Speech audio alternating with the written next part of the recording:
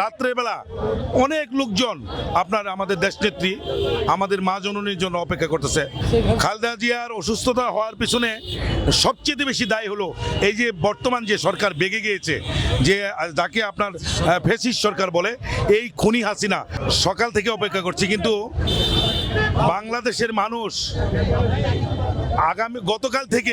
গতকাল থেকে এয়ারপোর্ট থেকে শুরু করে রাত্রেবেলা অনেক লোকজন আপনার আমাদের দেশনেত্রী আমাদের মা জননীর জন্য অপেক্ষা করতেছে।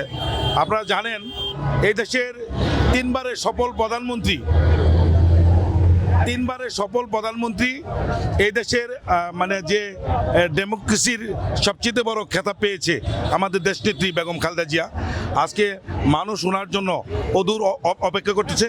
সকাল থেকে আমরা দেখেছি একেবারে আপনার থেকে টঙ্গী থেকে কুড়িল বিশ্ব রুট হয়ে আমরা এদিক দিয়ে হাঁটতে হাঁটতে আজকে আমরা এখানে স্টেডিয়ামে আর্মি স্টেডিয়ামের সামনে আছি। লক্ষ লক্ষ লোক রাস্তার দুই ধারে নেত্রীকে দেখার জন্য আগ্রহ নিয়ে দাঁড়িয়ে আছে। আমাদের মা জননী কখন ফিরে আসবে।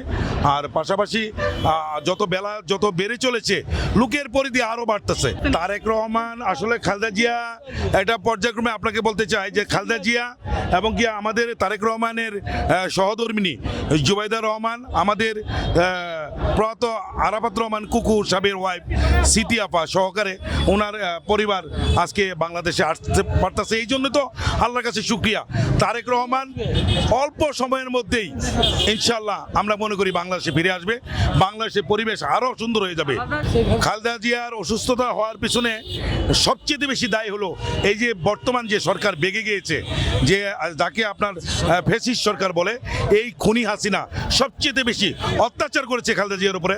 অন্ধকার গুহাতে ওনাকে আটকে রাখা হয়েছে। বাংলাদেশের মধ্যে নয়, পৃথিবীর মধ্যে আমি মনে করি যদি কোনো জাতীয় নেতাকে টর্চার করা হয় সেটা খালেদা জিয়াকে করা হয়েছে সবচেয়ে বেশি। আল্লাহর কাছে লাখো করিবার শুকরিয়া যে উনি রাব্বুল আলামিন ওনাকে বাঁচিয়ে রেখেছে এবং বাংলাদেশের মানুষের পাশে থেকে আগামী দিনে রাষ্ট্রীয় ক্ষমতা নিতে পারবে বা প্রধানমন্ত্রী হতে পারবে। এটি আল্লাহর কাছে সবচেয়ে বড় শুকরিয়া।